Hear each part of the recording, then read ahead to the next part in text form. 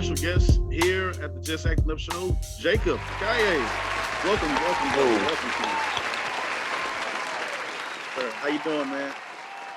I'm doing fantastic. I just got back in town a couple days ago, and so I feel like this is my actually first official day where I can just chill and just hang out. That's good. I've been in DC for the past month. Okay, all right. Man, I know that feels good that, like you say, you just finally just sit down, man. Yeah, I have this mountain of clothes right here. I still need to unpack, but I'm not even sure because I'm only in town for 2 weeks before I leave back out. So I'm just trying to not think of that right now, but gotcha. Well, yeah, them clothes not hurting anybody. Just leave it there, man. Definitely appreciate you coming on the show today and joining us. We just want to kind of just talk a little bit about you. Tell us a little bit about what you do, and we'll go from there. Let's start off there. Okay. So I guess when I was 8 years old, my dad bought a video camera. That was my first introductory to television. And I remember it costing $800 because he reminded me that a lot. He's like, that thing costs $800, Majito. I'm Peruvian. And he's like, just be careful. Don't touch it when I'm not around. Of course, he's at work. We're pulling it out. We're making faces in front of this new crazy technology. We're like, wow, this is a camera. We can make movies. This is like the introductory, like to becoming a movie star, which is what I wanted to do when I was a kid. And then, of course, when I got older, I'd get into skating. Then I'm taking the camera out, doing these skate videos, but also making just stupid videos. And to me, I found that it was more interesting to film these stunts than the skating itself, because we were kids, we weren't good. Right. But yet these stunts, whenever you learn how to crash, you learn how to take the pain. And so like, hey, let's use this skill. Let's go do some really crazy things. And this is like in 1997. And I showed my friend, who's an amazing photographer now, Brian Scutmont, and he looks at this, he goes, you should capitalize on this. This is something special. I have never seen anything like this.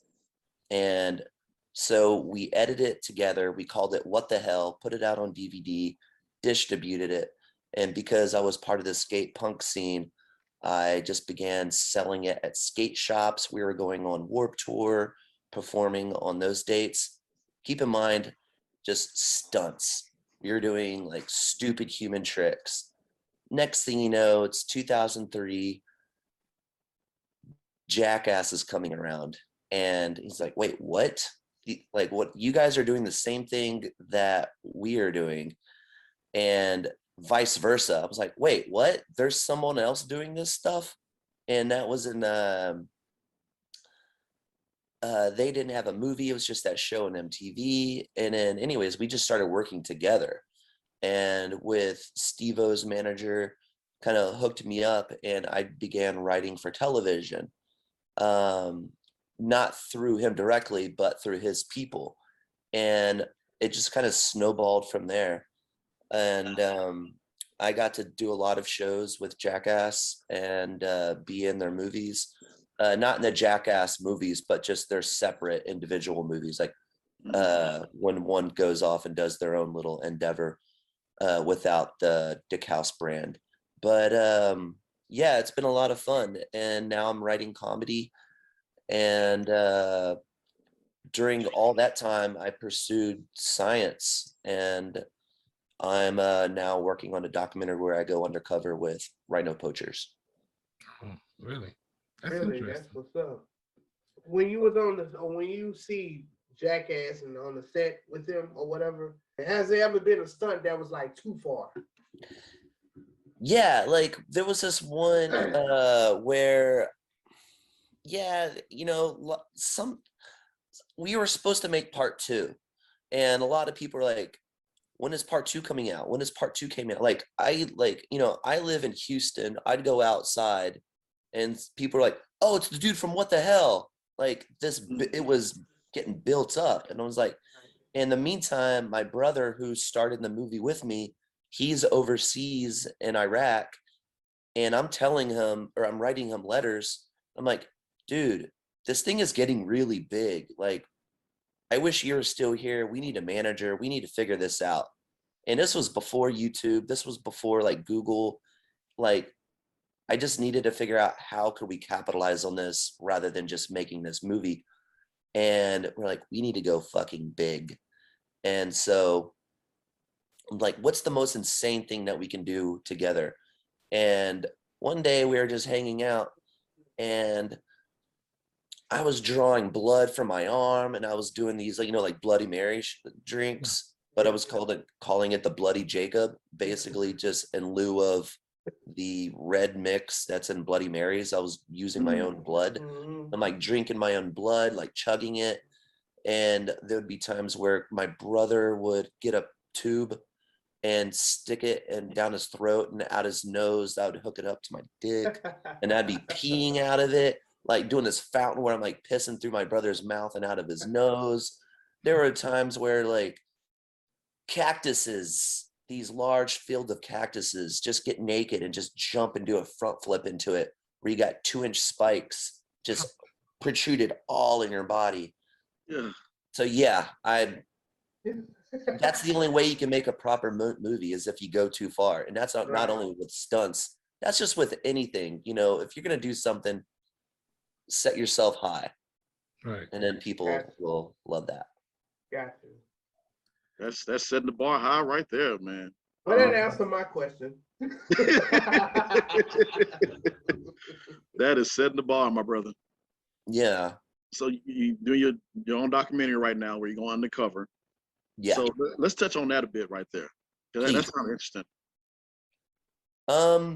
So in 2015, or 2014, I was working on this project, working on the bird flu in the Midwest. And we were setting up these large sirens around these chicken farms to retract birds from coming in, just stay away from the noise. And we had to eliminate 6 million chickens. And keep in mind, they were giving us a lot of money to do this job. And I just didn't know what to do with it. It was either buy a car or make a movie. And I decided with the latter. And I went to Africa and I just started catching these animals with my bare hands. Kind of what I emulated what I did the year before in Australia, just catching animals with my bare hands and just trying to be that next Steve Irwin, but with the side of, I guess, stunt way, like kind of make it more of a crazy, like I was swimming in water with hippos, like I was walking up to male bull elephants being charged, like it was pretty insane. And but I kept meeting these poachers, like these people who have done it in the past. And I decided this is more interesting than what I'm doing. What I'm doing, yeah, it's crazy, it's insane. Anybody who drinks Red Bull is going to watch it. But let's just tone it back down and do something more original. Like, let's tell the story with these poachers. And at that time, I noticed there are a lot of rhino poaching documentaries about the plight of the animal, where they advertise the expense of these horns and how much money they're making. And to me, I thought that was unnecessary, like because you keep showing the price, the value of these horns. Some poor man is going to watch that and be like, my man, they live right across the street from my house, which, rhinos and elephants can go back and forth because some of these parks do not have fences. So what's going to keep him from killing this animal? If it just keeps getting advertised. And I hated that. And they just looked at these poachers in such a negative plight that it never gave them a chance to speak up. Mm. Because, you know, even in court, even the bad guys get to go and they get to hear their story. But I just kept hearing, fuck poachers, fuck their, you know, you cut their noses off. You slice the Achilles on the back of their legs and see how they survive out in the wild. And I understand everyone's frustration, but sometimes you got to hear what, like, and understand the root of the problem. And so basically I just went out to South Africa 3 months later from my trip in Kenya. And I just started hunting down rhino poachers. And it took about 1.5 years for me to able to achieve this goal. So I just kept going back. And finally, I found a bar, which will be in the movie, where I had some drugs and I had some avocados and beers, and I just was giving it out to everybody. Just like, hey man, let's just eat and smoke and party. You know, like, I'm an American, I'm on tour, traveling through South Africa. Let's hang out. I want to make friends and hear your stories. And after a while, we were all inebriated. And one guy, he was pretty smart. He was like, my man, what are you here for? Like, what's your motive? And I was like, all right, I'm going to put the mask down. And I actually pulled out a mask out of my bag pocket. And I said, I want to meet a rhino poacher. I don't need to know your name. I don't need to know your face. But on camera, you can wear this mask and I will pay you. And we can discuss the details to hear your story.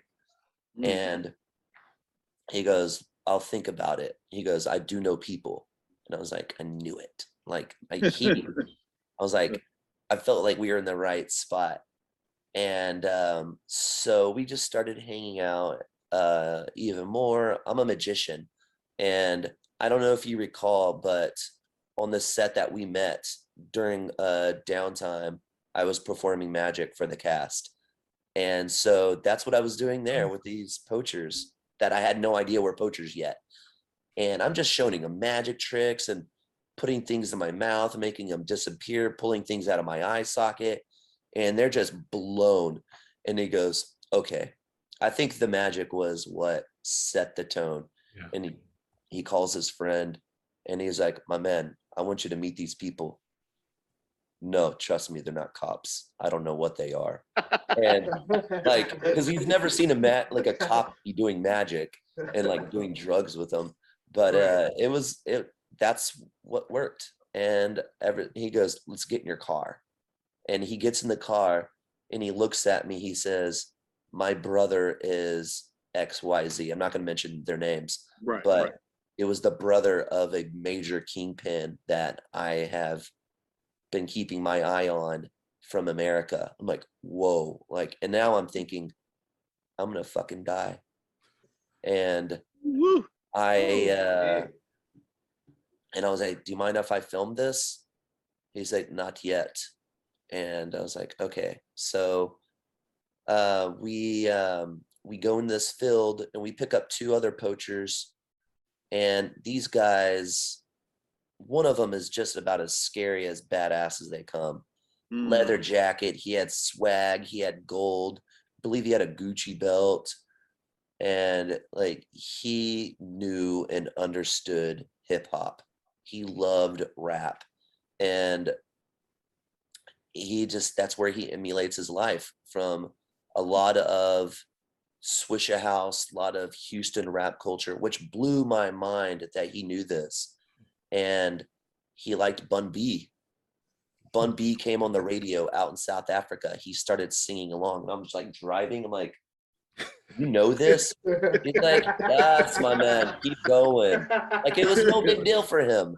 Yeah. It was just like, just keep driving. I'll tell you when to turn. Like, don't talk to me. And I'm like, okay. And then next thing you know, we're next to the Kruger National Park. We're right there at the gate. We're sneaking in, which I found out that one of them owns the property nearby. So he has access to that. I'm like, interesting. Hmm. Like, so that's your entry because you own the property. And so like after 2 days we became good friends, and the rest is history. Now making a movie on a biographical career that these men choose on rhino poaching. And it all started because you took a chance. You had a moment you were like, aha. And it all started with with some magic tricks. Yeah, Dude. I was telling this girl last night that I met the other day, never say no. I say yes to everything. You know, there's been times where you get that deep feeling, I know I shouldn't be here, but yet you keep walking. It's like in horror movies. Yeah. Right. Why do they go upstairs? You know, nothing good happens upstairs. And by the end of, like, while I'm telling this story, like, I'm on the 8th floor. I'm like, man, I've gotten so fucking far that it is hard to get away from the situation that I'm in. These people know my name. They know where I live. Like, because if you want to know about them, they also want to know about you.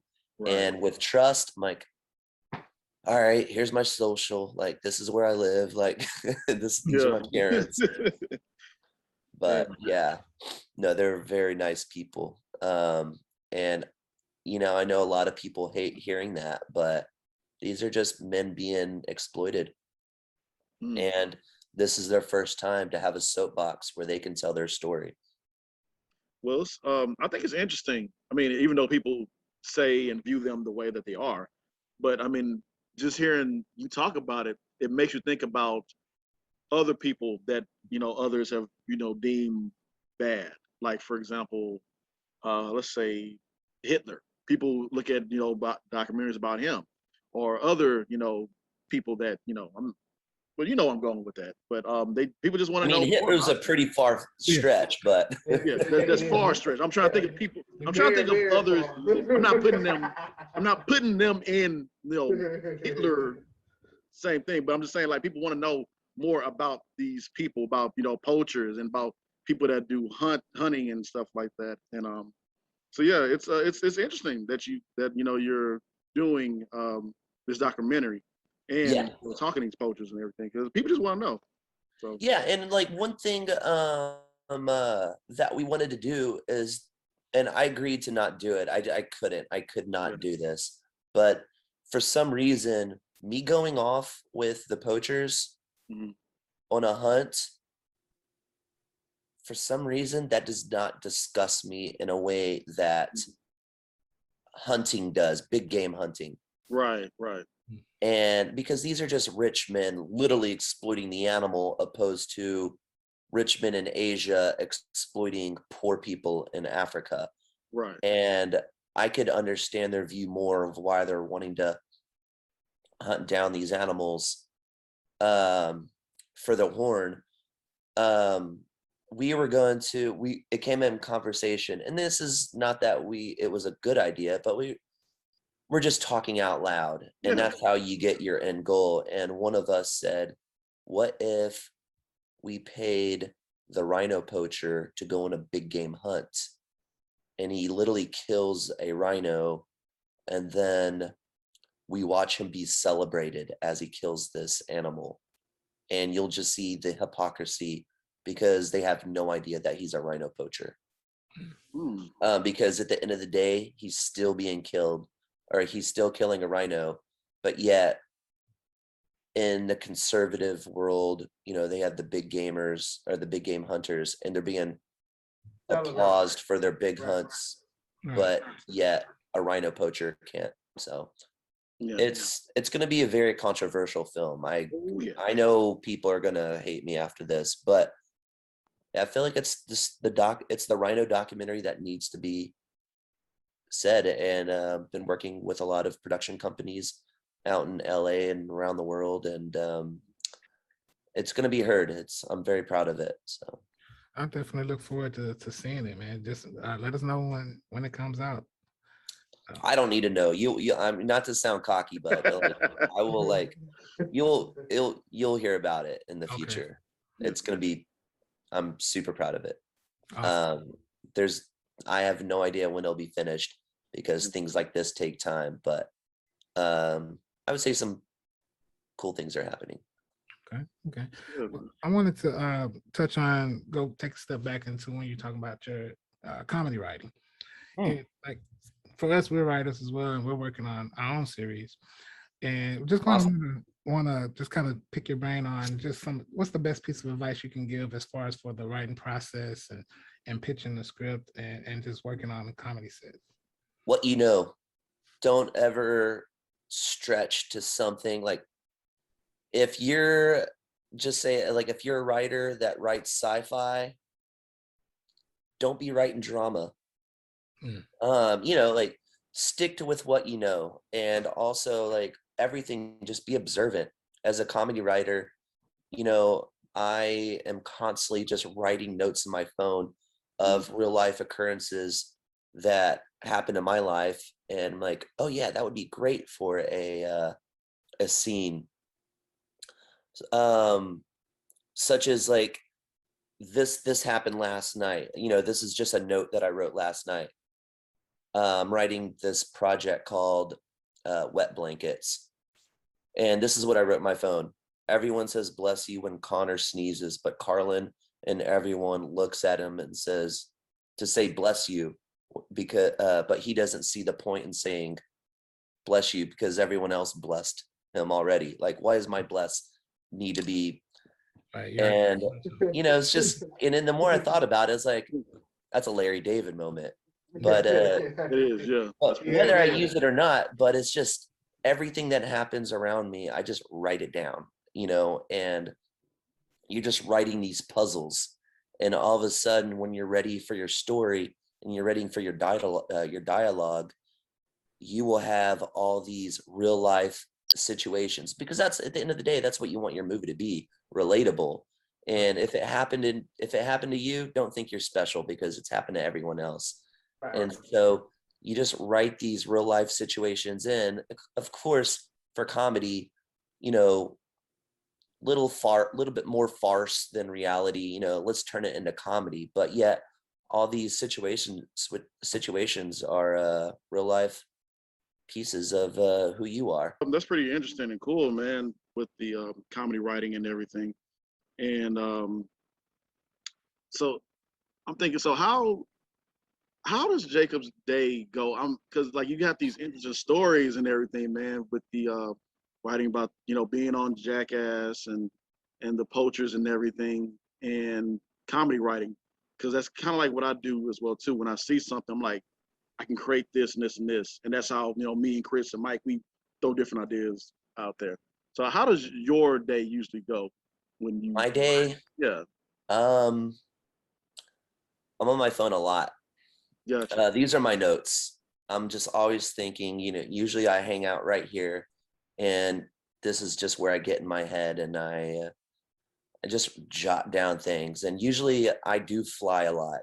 I at airports a lot, and I do spend a lot of my time at airports writing, and that's where I get a lot of my writing done. But on the day-to-day, man, you can catch me at Calle's eating some vegan food, hanging out with my friends. Usually I hang out with my producer, JD Karpicki, from 7 Row Films, because he is a big, I love him so much. And I feel like I get inspired every time I hang out with him, because you got your friends and you got your work friends, but he is both. Here I can hang out with him and just get silly and just be a homie, but also when we're hanging out together, like, oh, what is this? And all of a sudden, from us just hanging out, goofing off, just turn into a writing session. And whether we write it down or not, we're talking about it. And to me, I feel like that's what creates art, is just also just hanging out with your friends, just being inspired. So to me, that's the best advice. If you're going to be writing, hang out with other writers, because they're on the same schedule as you are. Their brains are always thinking, what can be funny, and a lot of times things are not, but it's great just to get all those out of the way, because like a salesman, the more no's you get, it's closer to a yes. And once you get that yes, you're gonna find some good stuff, and you can explore on that joke, that storyline. Yeah. So what are some of the sets that shows you've had a chance to write for or be a part of, as far as in the comedy space?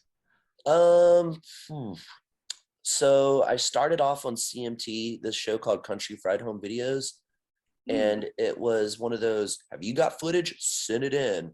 And everything from my what the hell stunt days, I had hours and hours and hours of footage, and I'm like, sure, I'll send this over to this production company, First Television, and they called me and they said, we just reviewed your stuff, you're hired. Like, basically I was hired right on the spot. We want to use all this footage, but also to write new content for our show. And so now they're sending me checks, like they're like to budget these pieces that I was writing and field producing.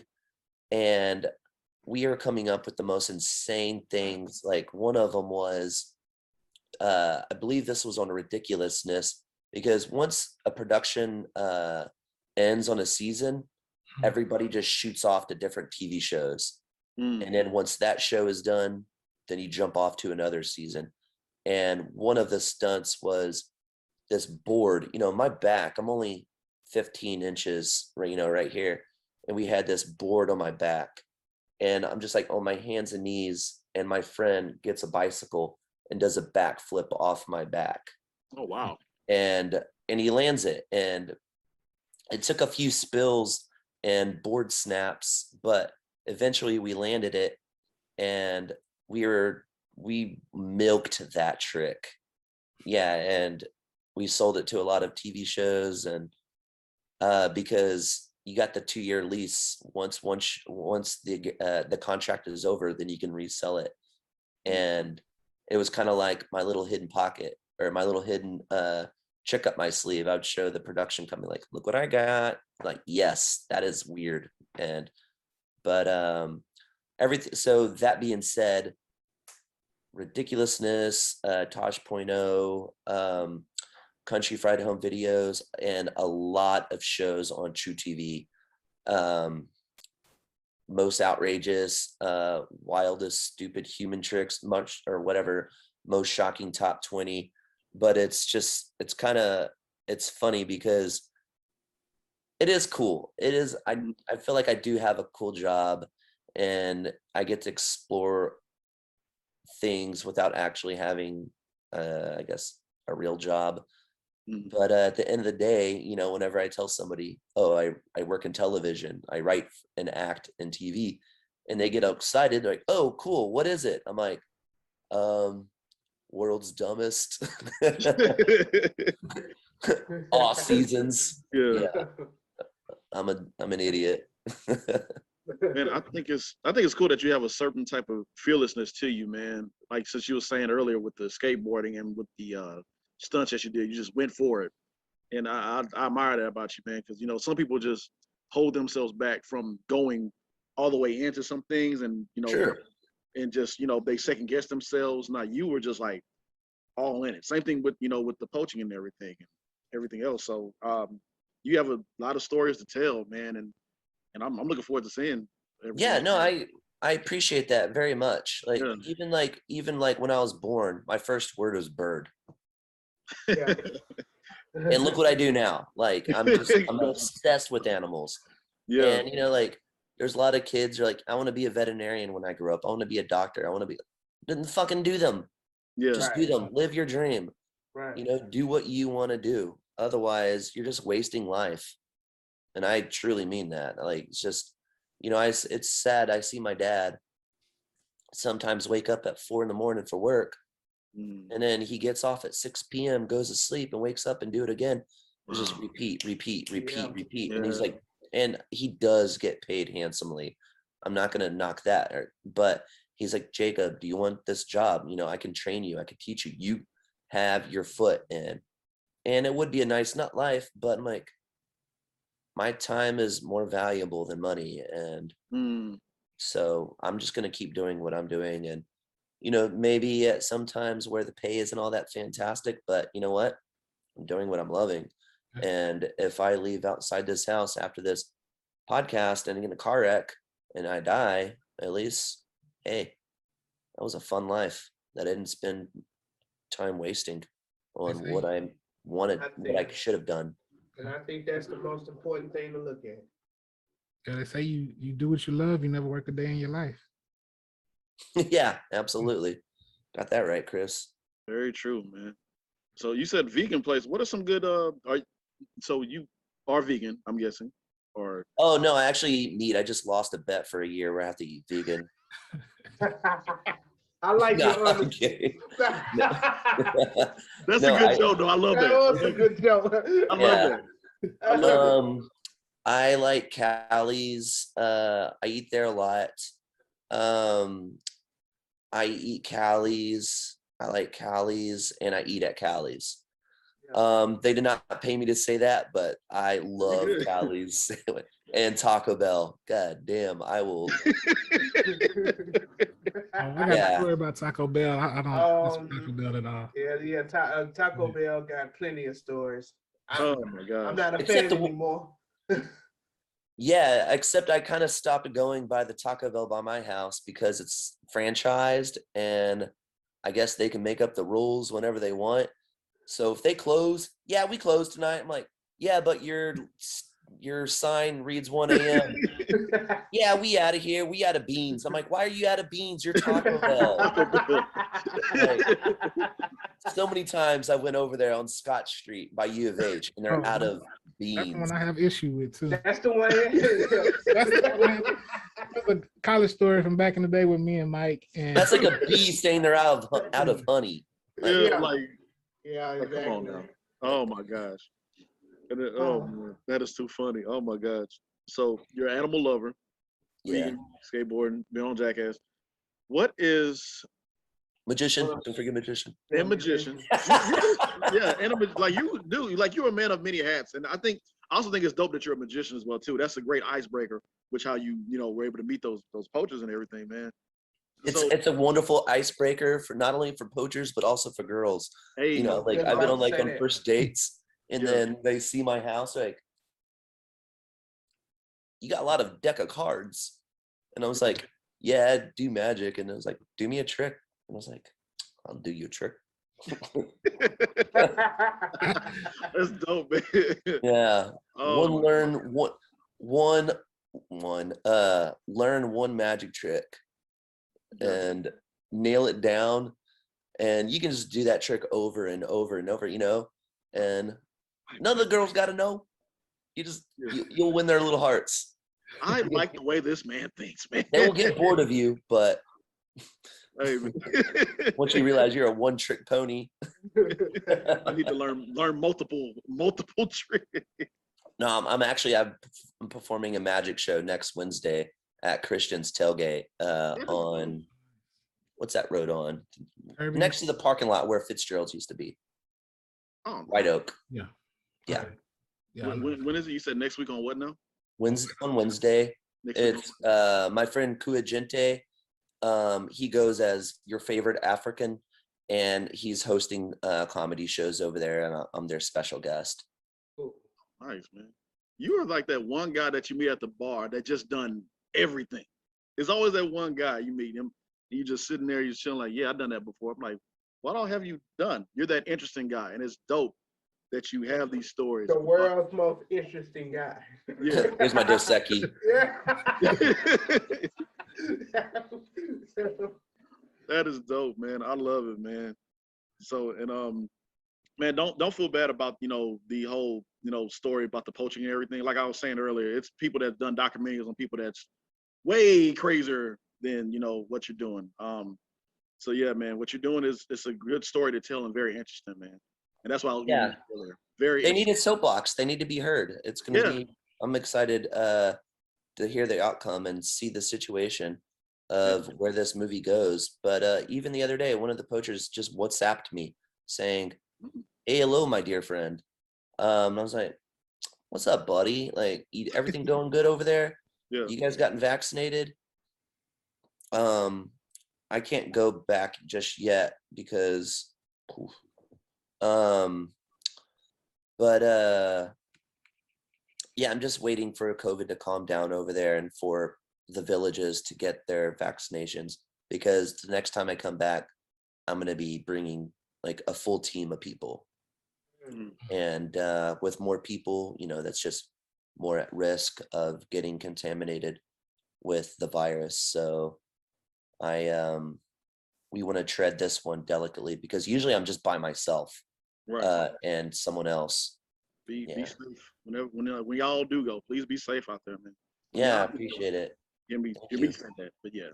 What's one thing that you say that you would love to be a part of or love to work on as far as TV or just anything? What's that one big thing that you wish you could be a part of, that you want to go or that you're striving for? Oh man, honestly, and I think about this, it's too easy to answer. I want to write with Judd Apatow. Okay. He is a huge mentor of mine. Yeah. I love his heartfelt stories. Yeah. And, you know, even whenever he wrote for The Simpsons, I was so excited. I haven't seen The Simpsons in years. Unfortunately, they have kind of lost my interest for a while. But whenever I saw that Judd Apatow episode where Bart gets his best friend, which was Homer, his own dad, because he lost his intelligence and then he had like the brain of a child. It was like this Daniel Keyes Flowers for Algernon thing going on. And it was such a beautiful, heartwarming story. And I want to write those pieces. Not so much of those heartfelt, but he's so funny. I love his stories and everything around him and his universe, you know, like with Seth Rogen and Evan Goldberg. You got Jay Barsciati I never can say his last name. Jay Barshell, whatever, Jay. I know you're talking about. Yeah, like, you know, like Jonah Hill, just, you know, he gave those boys a chance with Freaks and Geeks, and then allowed them to make a movie called Superbad, which is by far the funniest movie that the world has ever seen, next to Dumb and Dumber and Step Brothers. We talked about everything else with magic, magician, and the documentary. What about the acting side? Because we never got into that. What were you doing on Lifetime? You and Chris? With Michelle Mower and Sister's Pledge. Michelle's a friend of mine, and you know, I knew about this movie that she was working on, and I have you know, I act every now and then, working on my own project, Wet Blankets, where I'm the full-time actor. But so to me, that those little things are a lot of fun. I like these projects, you know, whenever your friend says, "Hey, I need an extra, come help," and I have no problem saying yes to that. And also, just you're supporting your friends. You know, support your friends, because one day I'm gonna need the help, and you guys come support me. And that's all we do, is we piggyback off each other's influences and energy, and you know, we get shit done. Because you know, in filmmaking, it's a tough field. It's not like skateboarding where I can just go out by myself and just go learn that crooked grind. Right. You know, with the movie, when you're working in film, you need a sound engineer, you need a director, you need a producer, you need actors, you need extras, you need someone that can help do prop design, you need lighting, you need audio. It's just, you need an entire village to make these projects. And so I know I'm getting away from the acting, but yeah, just be there for each other. And so basically that's where I'm getting at is, you know, I was helping Michelle out with her project. And that's why I think I did like 4 days with him in different sets. But yeah, when we met, we were at the funeral, which was hilarious because I was also high. And just being at a funeral just to a girl who's not really dead, she's just upstairs. It's kind of like one of those like where they've got the cameras, like she's watching her own funeral, so to celebrate her life before she dies. It's just kind of like, this is hilarious. Yeah, It was definitely fun on set. There was a lot of interesting people out there. It was definitely a lot of interesting people, and it was a lot of great people to meet, like yourself. And I'm Thank you, excited Chris. to see it when it comes out.